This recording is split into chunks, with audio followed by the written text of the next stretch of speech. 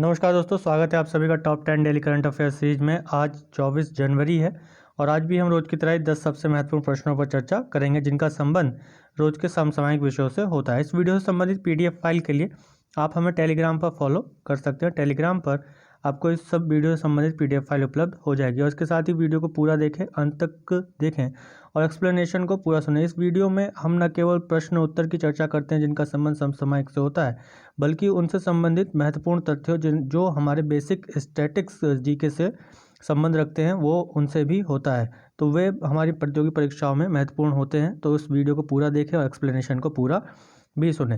जिन लोगों ने अभी तक हमारे यूट्यूब चैनल को सब्सक्राइब नहीं किया है, सब्सक्राइब कर लें और बेल आइकन को प्रेस जरूर करें ताकि अगली वीडियो की नोटिफिकेशन आप तक सबसे पहले पहुंच सके। तो इसी के साथ चलते हैं कल के वीडियो के अंत में पूछे गए प्रश्न पर। तो कल के वीडियो के अंत में पूछा गया प्रश्न था कि अखिल भारतीय शतरंज संघ के अध्यक्ष के रूप में किसे चुना गया। तो ऑप्शन है सुनीत शर्मा, संजय कपूर, विश्वनाथन, राहुल शरण। तो इसका आंसर होगा संजय कपूर। संजय कपूर को अभी हाल ही में अखिल भारतीय शतरंज संघ के अध्यक्ष के रूप में चुना गया। तो इसी के साथ चलते हैं वीडियो के आज के अपने पहले प्रश्न पर। तो आज का हमारा पहला प्रश्न है वीडियो का कि भारत का सबसे बड़ा लॉजिस्टिक पार्क किस राज्य में बनाया जाएगा। भारत का सबसे बड़ा लॉजिस्टिक पार्क किस राज्य में बनाया जाएगा। ऑप्शन है महाराष्ट्र, हरियाणा, गुजरात, कर्नाटक। तो इसका आंसर होगा गुजरात। गुजरात राज्य में भारत का सबसे बड़ा लॉजिस्टिक पार्क बनाया जाएगा। तो भारत के सबसे बड़े logistic multi modal logistic park का निर्माण गुजरात में किया जाएगा और गुजरात के मुख्यमंत्री विजय रूपाणी की मौजूदगी में अभी केंद्र सरकार के साथ समझौते पर हस्ताक्षर हुए हैं और केंद्र सरकार के साथ साथ इसमें अडानी पोर्ट्स और SEZ लिमिटेड के बीच ये समझौता हुआ है गांधीनगर में। गांधीनगर जो कि गुजरात की राजधानी है। इसी के साथ साथ हम देखते हैं कि देश के सबसे बड़े मल्टी मॉडल लॉजिस्टिक पार्क का निर्माण गुजरात के अहमदाबाद जिले के सानंद के पास विरोचन नगर में किया जाएगा। तो अहमदाबाद जिले में सबसे बड़े भारत के सबसे बड़े मल्टी मॉडल लॉजिस्टिक पार्क का निर्माण किया जाएगा जो समझौता किसके बीच हुआ, गुजरात सरकार और मुख्य रूप से अडानी पोर्ट और SEZ के बीच ये समझौता संपन्न हुआ। इसी के साथ इस पार्क के बड़े आकार में कार्गो विमान को संभालने के लिए 4.6 किलोमीटर लंबे रनवे के साथ समर्पित एयर कार्गो कॉम्प्लेक्स भी होगा ये, और इसके साथ साथ एक सीधी सड़क, हवाई और रेल संपर्क के साथ जोड़ा जाएगा। इस लॉजिस्टिक पार्क पर एक समर्पित फ्रेट कॉरिडोर सीधे रेल कनेक्टिविटी प्रदान करेगी जो दिल्ली मुंबई इंडस्ट्रियल कॉरिडोर का एक हिस्सा होगी। इससे पहले देखा जाए तो 20 अक्टूबर 2020 को केंद्रीय सड़क परिवहन और राजमार्ग मंत्री ने असम के जोगी घोपा में देश के सबसे पहले मल्टी मॉडल लॉजिस्टिक पार्क की आधारशिला रखी थी। तो सबसे पहला मल्टी मॉडल लॉजिस्टिक पार्क कहाँ स्थापित हुआ है, असम के जोगी घोपा में। और सबसे बड़ा भारत का लॉजिस्टिक पार्क कहाँ स्थापित किया जाएगा, अहमदाबाद गुजरात में स्थापित किया जाएगा। तो इसी के साथ चलते हैं वीडियो के अपने अगले प्रश्न पर। तो अगला प्रश्न है कि वैश्विक जोखिम रिपोर्ट 2021 किसने जारी की है। ऑप्शन है विश्व बैंक, विश्व आर्थिक मंच, अंतर्राष्ट्रीय मुद्रा कोष और संयुक्त राष्ट्र पर्यावरण कार्यक्रम। तो इसका आंसर होगा विश्व आर्थिक मंच। वर्ल्ड इकोनॉमिक फोरम ने अभी हाल ही में वैश्विक जोखिम रिपोर्ट वर्ल्ड रिस्क रिपोर्ट 2021 के 16वें संस्करण का विमोचन किया है। इस रिपोर्ट में अगले 10 वर्षों में शीर्ष 3 जोखिमों को अंकित किया गया है, जलवायु परिवर्तन और चरम मौसमी परिवर्तन और इसके साथ साथ मानवीय पर्यावरणीय क्षति, मानव के द्वारा किए जाने वाले पर्यावरण की क्षति जिसके कारण जलवायु परिवर्तन जो हो रहा है उसको रोकने में होने वाली विफलता और चरम जो मौसमी परिवर्तन तेजी से हो रहा है। तो इसी के साथ साथ देखा गया कि प्रभाव के आधार पर 3 शीर्ष जोखिमों को भी इसमें डाला गया कि जलवायु कार्यवाही विफलता, संक्रामक रोग और इसके साथ साथ सामूहिक विनाश, इनको इसमें डाला गया किसमें कि शीर्ष जोखिम वाले जो क्षेत्र हैं। उसी तरीके से वैश्विक जोखिम की सूची 2020 में संक्रामक रोग को 10वें स्थान पर रखा गया था। इसी के साथ देखा जाए तो विश्व आर्थिक मंच एक स्विस गैर लाभकारी अंतर्राष्ट्रीय संगठन है जिसकी स्थापना 1971 में 1971 में की गई थी और मुख्यालय कहाँ है इसका, स्विट्जरलैंड के जिनेवा में इसका मुख्यालय है। जिनेवा स्विट्जरलैंड में इसका मुख्यालय है और इसका हर साल जो सम्मेलन होता है वो स्विट्जरलैंड के दावोस में इसका हर साल सम्मेलन होता है। इसी के साथ चलते हैं वीडियो के अगले प्रश्न पर। तो अगला प्रश्न है कि तोशाली राष्ट्रीय शिल्प मेले का उद्घाटन किस राज्य में किया गया। ऑप्शन है गुजरात, हरियाणा, आंध्र प्रदेश, ओडिशा। तो इसका आंसर होगा ओडिशा। ओडिशा राज्य के मुख्यमंत्री नवीन पटनायक ने भुवनेश्वर में वार्षिक तोशाली राष्ट्रीय शिल्प मेला का उद्घाटन किया है और इस शिल्प मेले का उद्घाटन वर्चुअली किया गया। इसमें हैंडीक्राफ्ट यानी कि हथकरघा या हस्तशिल्प मेले का ये आयोजन है। इसमें कुछ पारंपरिक कारीगरों को इस इवेंट में पुरस्कृत किया गया। राज्य हस्तशिल्प पुरस्कार 2019 प्रदान किया गया, जिसमें 3 विजेता प्रमुख रूप से हैं दिलीप कुमार स्वैन, जो कि ताड़ के पत्तों पर चित्रकारी और उससे हस्तशिल्प को बढ़ावा देने के लिए जाने जाते हैं। इसी तरीके से दिव्य ज्योति बेहरा को पत्थर शिल्प पर यानी कि पत्थर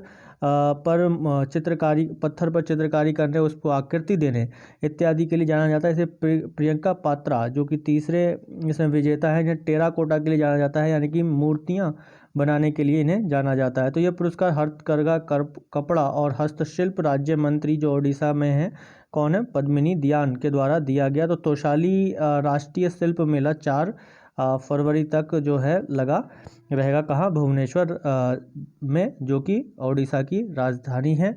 ओडिशा राज्य की राजधानी है। मुख्यमंत्री कौन है, नवीन पटनायक। और यहाँ के राज्यपाल कौन है, राज्यपाल है गणेशी लाल यहाँ के ओडिशा के राज्यपाल हैं। इसी के साथ चलते हैं वीडियो के अपने अगले प्रश्न पर।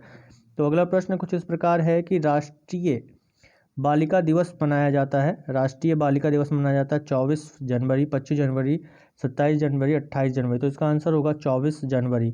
तो प्रतिवर्ष 24 जनवरी को राष्ट्रीय बालिका दिवस मनाया जाता है, ताकि बालिकाओं के मुद्दे को उजागर करने किया जा सके। और इसका प्रमुख उद्देश्य बालिकाओं के अधिकारों और उनकी शिक्षा, स्वास्थ्य और पोषण के बारे में जागरूकता फैलाना है। इस उद्देश्य से 21 से 26 जनवरी तक राष्ट्रीय बालिका दिवस सप्ताह के रूप में भी मनाया जा रहा है। इसकी शुरुआत 2008 में की गई थी महिला और बाल विकास मंत्रालय के द्वारा।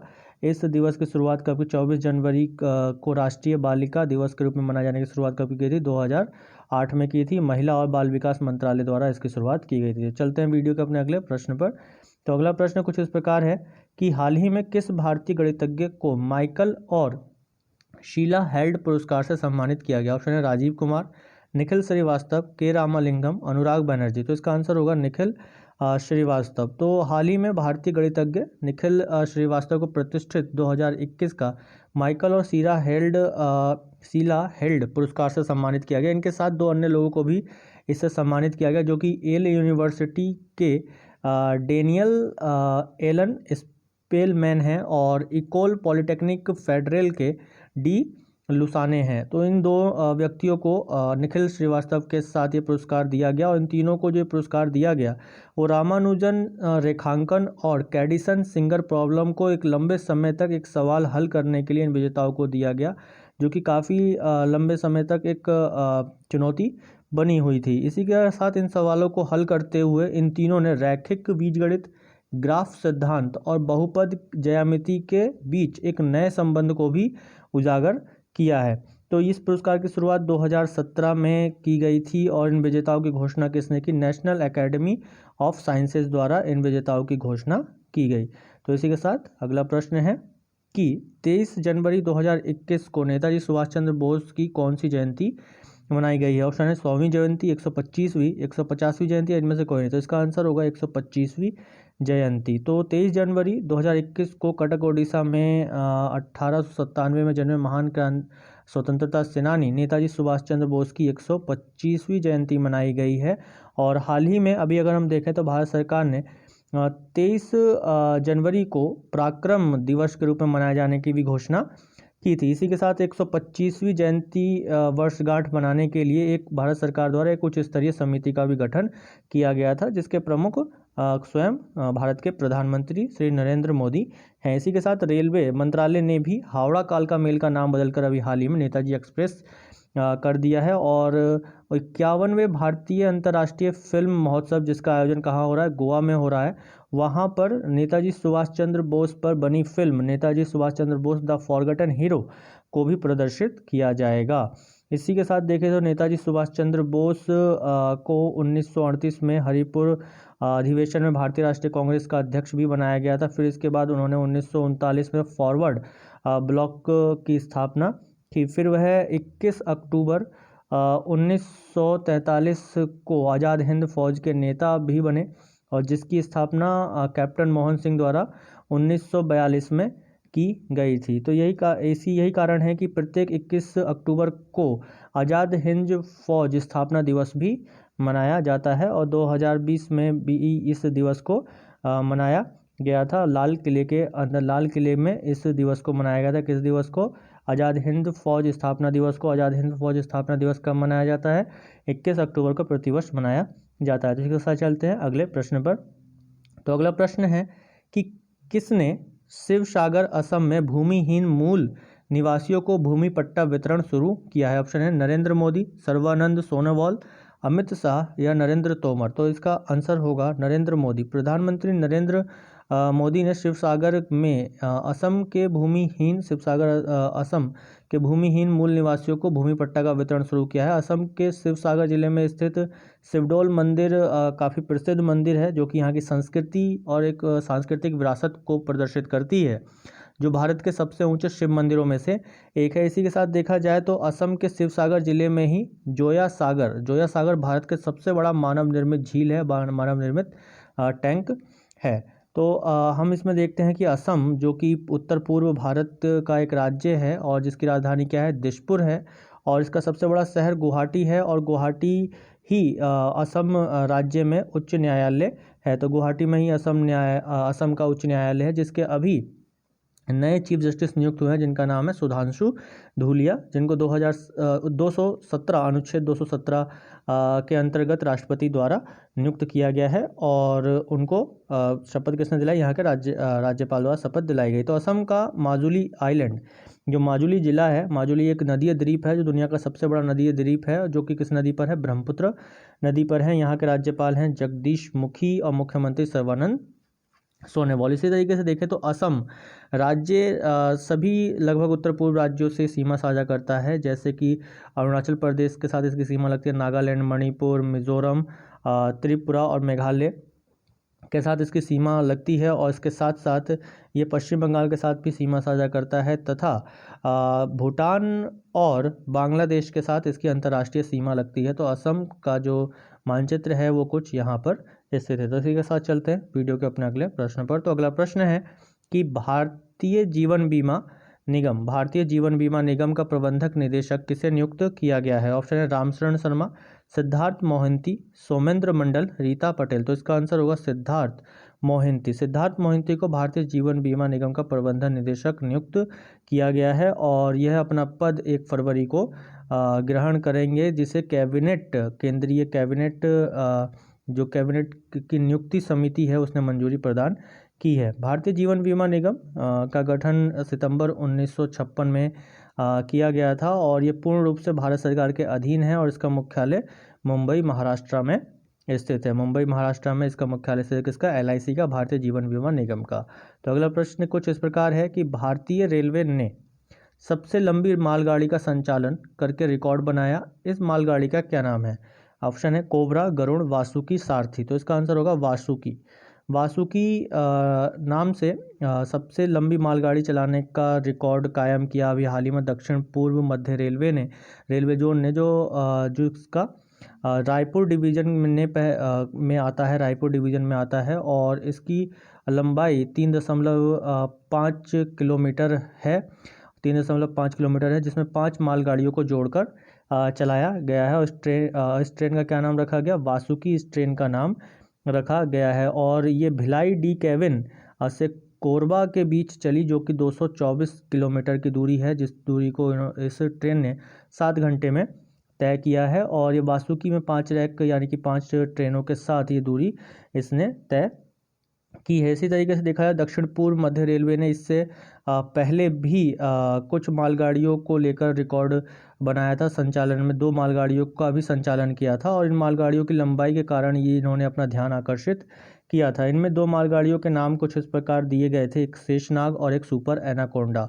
सुपर एनाकोंडा एक पूरी तरीके से भरी हुई 3 रैक यानी कि 3 मालगाड़ियों की संयुक्त मालगाड़ी थी, जिसका नाम क्या था? Super anaconda. और शेषनाग की लंबाई भी 2.8 किलोमीटर लंबी थी और ये भी 3 रैक से बनी हुई रेलगाड़ी थी। तो शेषनाग और सुपर एनाकोंडा पहले भी चलाई गई हैं, जो कि सबसे लगभग लंबी थी, बहुत लंबी थी। और अभी जो सबसे लंबी ट्रेन चलाई गई है बासुकी, जो कि मालगाड़ी है, और किस जोन के द्वारा?